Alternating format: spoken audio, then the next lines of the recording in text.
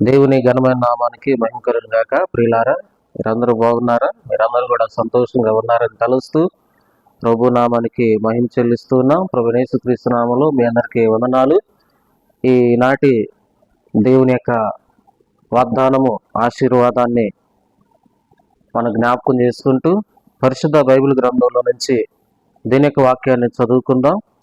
అపోస్తలుడైన పౌలు రోమీయులకు రాసినటువంటి పత్రిక 16వ అధ్యాయము 20వ వచనాన్ని చదువుకుందాం. బైబిల్ గ్రంథంలో ఈ విధంగా రాయబడింది: సమాధానకర్తయగు దేవుడు సాతానును మీ కాళ్ళ క్రింద శీఘ్రముగా చితకద్రొక్కించును. సమాధానకర్తయగు దేవుడు సాతానును మీ కాళ్ళ క్రింద శీఘ్రముగా త్రొక్కించును.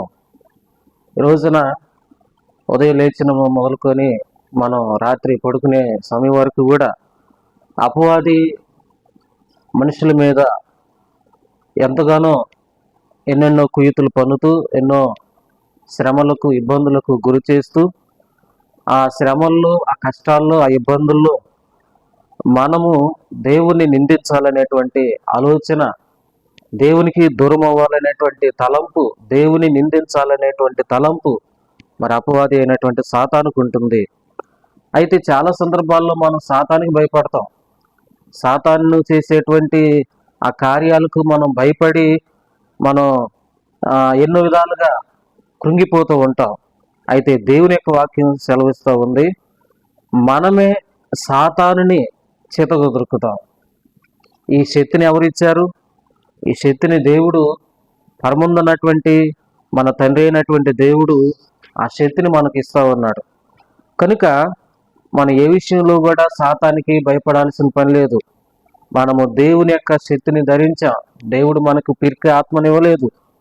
మనం ఎప్పుడైతే దేవుని యొక్క శక్తిని కలిగి మరి ముందుకు సాగుతామో, ప్రభు వైపు మనం చూస్తామో, విశ్వాసంతో ఆయన మీద ఆధారపడతామో, అప్పుడు సమాధానకర్త దేవుడు మనకు తోడుగా ఉంటాడు. ఆయన సన్నిధి మనకు తోడుగా ఉన్నప్పుడు మనం దేనికి కూడా భయపడాల్సిన పని లేదు.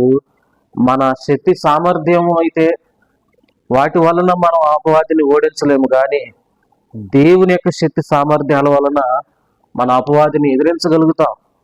కనుక ధైర్యంతో దుష్ట శక్తులను ఎదిరిద్దాం. అపిత్రాత్మలనే కాదు, ఈ వాయుమండల అధిపతి అయినటువంటి అంధకార సంబంధమైనటువంటి అపవాదిని మనం ఎదిరించాలని దేని యొక్క వాక్యం మనకు సెలవిస్తూ ఉంది. కనుక దేవుని మీద మనం ఆధారపడుతూ మనకున్నటువంటి అంచెలంచెలమైనటువంటి విశ్వాసం ద్వారానే మన జీవితాల్లో మనకు విజయం కలుగుతుంది. బహు త్వరలోనే గొప్ప విజయం లభిస్తుంది. అవును, దేవుడు సాతానును మన కాళ్ళ క్రింద శీఘ్రముగా చితకద్రొక్కిస్తాడు. ఇది ఎంత గొప్ప వాగ్దానము! ఇది ఎంత సంతోషించదగినటువంటి మాట! సాతానును మనం చితకద్రొక్కాలంటే మరి మన శక్తి సామర్థ్యాలు అయితే చేయలేము, కానీ దేవుని యొక్క సహాయము ద్వారా ఇది సాధ్యమవుతుంది. కనుక ఆయన వైపు చూద్దాం. ఈ రోజంతా కూడా దేవుని యొక్క శక్తితో మనం నింపబడదాం. పరిశుద్ధాత్మ సహాయంతో మనం ముందుకు వెళ్దాం.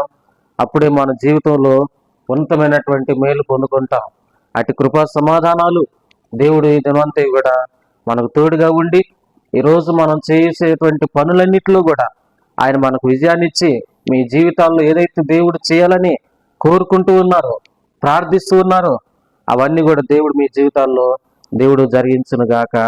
ఆమేన్. ప్రార్థన చేస్తున్నాం. తండ్రి, మీకు వందనాలు నాయన. ఇదిగో ప్రభు, మీరు ఇచ్చిన వాగ్దానము, ఆయా సాతానును మీ కాళ్ళ క్రింద శీఘ్రముగా చితకద్రొక్కించును అనేటువంటి ధైర్యాన్ని మాకు ఇచ్చారు నాయన. సాతాను మమ్మల్ని ఓడించడం కాదు, కానీ మేమే సాతానును చితకద్రొక్కుతామని మీ శక్తి సామర్థ్యాల వల్ల ఆయా మీరే సర్వశక్తిమంతుడు అని మేము నమ్ముతూ ఉన్నప్పుడు, ఆ శక్తితోనే, ఆ బలముతోనే అపవాది క్రియలన్నిటిని కూడా అణిచివేస్తామని అయా మీరు సెలవిస్తూ ఉన్నారు. ఇటు ధైర్యాన్ని ఇచ్చినందుకై మీకు స్తోత్రాలు అయా తండ్రి. నిబిడలైన వారందరూ కూడా ఈరోజు చేయబోయేటువంటి పనుల్లో మీరు తోడుగా ఉండండి.